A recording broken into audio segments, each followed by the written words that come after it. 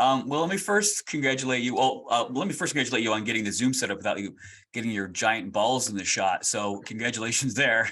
Thank you very much. I appreciate the kind words. And congratulations on the Emmy nomination for Hungary for Democracy. Well deserved. Thank you. Excited about it. I'd like to start with that special. Now, it's more of an extension of what you were doing lately, especially on your Klepper docuseries. But this is obviously on a much grander scale and had a lot more moving parts to it. Were you concerned about the potential comedic value being overshadowed by the logistics of producing something of this scale?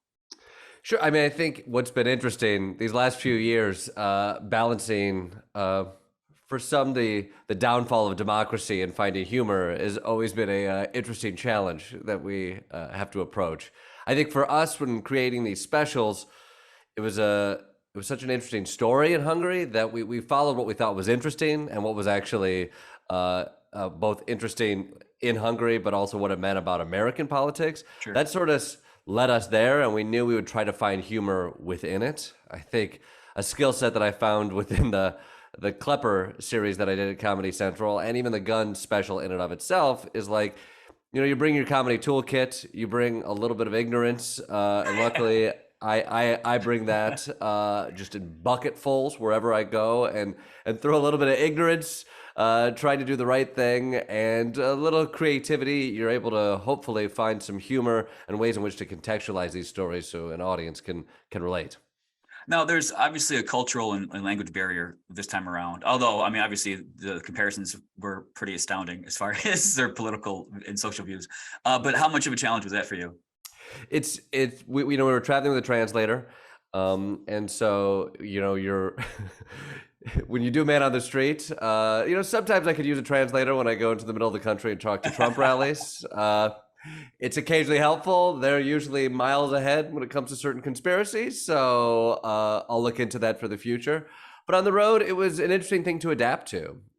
Trying to be quick and responsive with a person in between is a brand new challenge, and especially one when it comes to comedically approaching that. And the culture in Hungary is different than the culture in America. And so I think for us, again, that was another way to find a little bit of humor in it, but also a challenge. I think the whole purpose of doing these specials internationally is to go beyond the stuff that I'm doing at rallies in America and sort of see what is similar in other places in the world and where the differences lie. I'm curious, when you're speaking with someone notable, like the Prime Minister Orban's spokesperson, Zoltán Kovács, or even someone like Mike Lindell, do Sure. they, when they agree to speak with you, do they know what they're getting into? Where do they lie in the awareness of the context of what you're presenting? They know who we are and we're coming in. It's up to them to do the due diligence and the research beyond it. I will say in those two examples, I think they both fully were aware. I think Mike Lindell is somebody who wants to talk to any and everyone. Not only did we talk to Mike Lindell, but Mike Lindell invited us, gave us passes to come to his event. So he was very much aware who we were and wanted to engage. And when talking to Zoltán Kovács, who is a spokesperson for Viktor Orban, I think the same was true. We were, quite frankly, kind of shocked that he opened his doors to talk to us. We reached out, and sometimes when you reach out to somebody, especially within the Orban administration, we're not expecting the doors to swing open, but his job is to craft the narrative that they want to get out. And I will say he's a savvy spokesperson. I think the Orban administration wants the West to see them as an open administration that's not afraid of engaging with conversation. And so I do think in that situation, I don't know if he's watched all of the videos that I've done in the past, but I think they knew what they were getting and were welcoming it. Well, it would seem too that, I mean, at least for them, it's an opportunity to reach an audience that they wouldn't normally reach. Mm-hmm. I mean, in the U.S. at least, I mean, it's going to be the mega Trump supporters that are really following what they're doing over there. Whereas now they had a pretty slightly different audience than what they're accustomed to, and you as a conduit. Yeah, I think it's interesting to see, both what's happening in Hungary and what happens here. When we reach out, there's definitely still a large part of the folks that we reach out to. Even when I go to a rally, people want to engage. They want to talk. The hypocrisy of 5 years ago doesn't exist anymore. There's you may feel like you're making a point to someone, and because we are living in different realities, that point is being made on their side as well for the people Right. who are watching from their perspective. So the engagement actually hasn't been shut down in a way that some people might assume. There are still certain places where they don't need to engage with the audience that, say, Comedy Central or Paramount would bring in. But places like the Orban administration, I think, are welcoming the chance to try to put a different spin than they think the audience that we might have on Hungary. Sure. Do you ever step back and look, 20 years ago you were, doing yes and exercises, and now you're speaking with foreign government, about, their policies. Can you wrap your brain around that? Well, I mean, I think, this is the problem with yes and. It just keeps building. You keep saying I mean, this yes is to the things. extreme. This is the extreme. You say yes, okay, what's next? Eventually, you're going to find yourself in the middle of insurrections or talking to foreign governmental officials. It does make me laugh. I feel very fortunate about the opportunities I've gotten to have within the entertainment industry, and I think it's also reflective of the times and the evolution of comedy. I was always interested in, and the comedy that I did was social satire with the Second City, and teaching improv was all about listening and responding in the moment, things that I'm very much doing right now. But what started as like, now you write sketches or you do improv has evolved into play heightened characters of a newsman when Jon Stewart hired me, all the way to you get to host a show as a heightened Alex Jones character, to where we are now, where like we've stripped away all artifice, and now we just send the shell of a human to go talk to other people to try to find some sanity somewhere. So it's not only been a comedic journey for me, but it's been a truly personal journey to find out what is at my core, right, and keep some of that hope that Yes and had back in the day. It's interesting because it did seem, I mean, there is definitely a level of improv. You'd have to have an improv background to do what you're doing. Yeah, I think when I got the Daily Show, I'd been doing improv for almost 2 decades at that time, and the job of the Daily Show is a strange one. You are not only having to be somebody who can write stuff really fast and work with writers in a room to create what we call chats in front of green screens with John at the time, but also grab an idea, go on the road, and be able to improvise with a leader of a country or somebody who has backwards beliefs. Right. And that is all improv. You come prepared, but your biggest weapon is listening. And so I think that was a real strong suit, and part of what perhaps John saw in welcoming me on board is that this guy's not precious with ideas. He listens. You got to move fast. So let's take that improv mentality and put it to work. You mentioned speaking with people who have different ideas. To me, it's sometimes you're shooting fish in a barrel at these rallies. But I mean, you show in the Magaverse special that you did, you are scouting these people, you're casting essentially. But there has to be footage of, you have got to be speaking with right-minded people that can put together coherent thoughts that you're just not using. I hope, for the sake of our country, I hope that's the case at least. Well, I mean, I will say this: we when we go to rallies, if you go to these rallies, people are dressed to talk, right, and it's not as if we're just like, oh, we only want to talk to these people, not these people. We welcome anyone who wants to talk to us, and when you're wearing a cape and blowing a giant horn, there's a decent chance you want to be heard, and right, so those people tend to come up to us and talk. There are people that maybe are a little bit more moderate. That has shifted, though. I will say, I went to a rally this past weekend, and down to a person, what I would say 5 years ago, you might get the fringier, wilder beliefs. Those would definitely be there at rallies. But they might be a smaller subset of the people that we talk to, and the majority of people you might disagree with or find hypocrisy in their points of view. But the really what you might call conspiracy theorists was a smaller subset. This last rally I went to, most of the people brought up the existence of JFK Jr. and him running for vice president. Naturally, it's just an easy thing. We learned about gematria. We learned about Aaliyah being alive, along with Osama bin Laden, whose real name is Tim, which all which all sound Is it still bonkers to me. Bin Laden? Is it Tim Bin Laden, or is No, it? it's Tim. This you see this. These were the exact questions that I had right there. Like it's Okay. Tim Bin Laden. No, it's Tim. She didn't have the last name, but I was like, where is she getting this Tim from? And I went down a rabbit hole, and it's Tim. I forget his last name. It's something. He apparently I think works for the CIA and maybe grew up in St. Louis. So That tracks. these are the things that are out there in the rallies. And again, that was very fringe when I started doing this.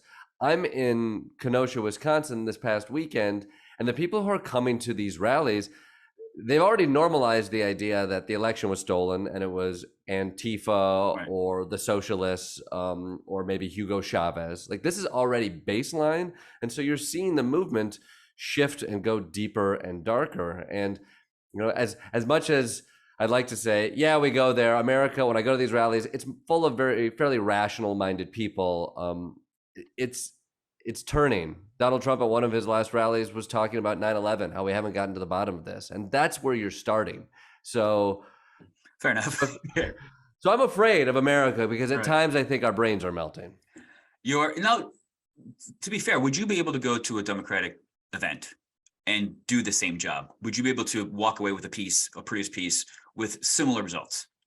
No, I think, we've done, I will say this, when we were following COVID, anti-COVID reactions, a piece that we were very proud of and wanted to focus on is, we would go to Los Angeles and people would talk about all of these right wingers who wouldn't take the vaccine. And then they'd say, well, I know people who are, way into the wellness community who won't take the vaccine as well. And we're like, oh, I think there's an underreported story there as well of like, when you go to these fringes, they sometimes meet back around. Right. And so finding like those fringe ideas, the anti-vax world in the wellness community, we were able to have pieces that could kind of expose that hypocrisy. At a baseline though, I think the traditional Republican Party wasn't as full as much. The hypocrisy levels on the traditional Republican Party and the Democratic Party were similar. I think often a conservative mindset is riper for comedy because they're holding on to the status quo, Right. and I think comedy has often tried to poke holes in that. Unfortunately, going to a rally now is the difference between a Democratic rally where people are fighting for things like saving the environment and women's rights. And now you go to a Trump rally and people are talking about Osama bin Laden is still alive, Yeah. and Joe Biden is a socialist, and there's Right. pedophiles in pizza parlors. And so Right. I like to be equal and find comedy in both, but it's harder for the people who are like, I just think women should have rights. You're like, you know what? Hard to find a lot of humor in that perspective. Speaking of finding humor, I actually want to address January 6th. You were there, on the ground. And you show in the Mugaverse special that it was clear at a point you and your crew it was dangerous, you had to get out of there. Yeah. Was there a point though prior to that where you thought to yourself, well, can we still make this funny? Because that's essentially a job. Yes. I mean, but I will say this though, like we have the leeway at the Daily Show is your approach. I'm a comedian out there. We don't. I'm not a journalist. I'm a comedian. My bias is that I work for the Daily Show, and I'm trying to find humor in this. But our job is also to find what is happening, respond to it, and essentially to bring it back to our audience to see from our perspective. And so that day was so unique and sad and absurd and so many things that, we found the absurdity within it. It was also frightening to us. And I think at that point, we are privy to history, and our goal there is like, bring it back. Again, I'm a comedian. I'm going to poke holes in this. But the satire is happening in front of us. I'm not having to do a lot when I'm talking a man waving a pitchfork and a guy charging the hill with a Segway. Like, there's humor there and there's sadness there, and Which, by the way, that segue was probably one of the funniest moments in all of your specials. I mean, that was the crazy so short reality. too, so brief. The man and what didn't make air on that one is we saw that Segway man up at the top level of the Capitol a half hour later as an ambulance arrived, and somebody was getting trekked on an ambulance. The ambulance was pulling out, and then trailing the ambulance was this man on a Segway. And it's just, this is, Again, that day was absurdity and tragedy all put into one, Right. which is Yeah. in many ways that Trump administration. You've been hosting your podcast with Kasich and Klepper for the last, about 8 months or so. How's working with former Governor Kasich? I mean, that guy, I tell you, that guy, he wants to. I talked to him for an hour, and then he picks up the phone. He wants to talk to you about a half hour He's a about the stuff talker. I was wrong about. He likes to talk. I'm surprised. I listened to a handful of episodes. I was surprised that, I mean, granted, he was in politics, but he can talk. He can talk. It turns out when they put you in charge of a state, you feel pretty confident about your own opinions. So Right. and in my job, I've talked to a lot of politicians, so I understand the type. It's been really fascinating. I think we didn't really know what we would get out of this podcast, except that we sort of like the idea of trying to start in a different place than most of these partisan conversations. And so it's been strange. We're talking to Indy car drivers, heavyweight champions of the world, and politicians and journalists. So it's it's a weird day. I will tell you. I wake Right. up and I'm like, okay, I'm talking to Deontay Wilder today with Governor Kasich, and then also we'll talk about what's happening in the news. Oh, they've overturned Roe v. Wade. Cool. All right, it's going to be a lively, strange Right. hour of talk. Now, you present the show as, a conservative and a liberal, basically trying to find a common ground in your common interests. He's not exactly the GOP's, golden boy, though. I mean, he's a slightly more moderate than I think they would prefer out of there. That said, would he get your vote if you were to run again? No way. No. No way. The man, I've heard him talk for too long. I mean, I respect his opinions, but he's not. He's got to work much harder for my vote. I appreciate. I will say this though. I think I don't agree with some of his political stances, although I do think there is a moderation there that I really wish was more present in the GOP. And in fact, I do think it is present. It's just not it's not what the GOP is running on right now. And part of the reason of doing this podcast, his point of view is a rational point of view that reflects that of a lot of people in my family and people that I know and I understand. And what I think was so compelling to me about Governor Kasich was the fact that he was able to put his party aside when he felt the country needed to come first. And so even if I don't agree with him, and even if he's still got to work harder to get my vote, I do think it's really interesting to hear him articulate what I think is at the core of traditional conservative belief, so that I can engage with that perspective and not have to get all the distraction of just the fear mongering that happens on the more fringes. Right. You've done improv, acting, you've hosted daily shows, you've done, your podcast, your political, social issues. Do you feel there's any particular medium that you work in that expresses you best as an artist? That's a great question. Because I come from improv, I do love a medium that allows me to discover in real time, and I think these specials I think are the closest embodiment of that. I love to write. I love to craft jokes and create all that space. It's so fun being behind a desk. But there's something about going out into the middle of America, improvising around people, crafting a story, bringing it back, and then putting it together. It's essentially what, if I get nerdy, it's what they teach you back in Chicago. Sure. You used to improvise for sketch comedy shows, which means you're improvising ideas as much as you can, and then you take the improv and then you craft what you have into a sketch that becomes more perfected. It's what the Daily Show does on a daily basis, is it's brainstorm big ideas and then hone it down and polish it for the final show. And I think that's what sort of these specials are. Go out into the world, see what you find, bring back a lot, and then put together a story that makes sense for your audience. Sure. Well, I have to say, sometimes prepping for interviews can be tedious, but that's not the case when it's someone I admire and whose work I enjoy. So thank you very much for taking the time. I appreciate that, Jeff. Thanks for your thoughtful questions. Thanks a lot. Take care. Bye-bye.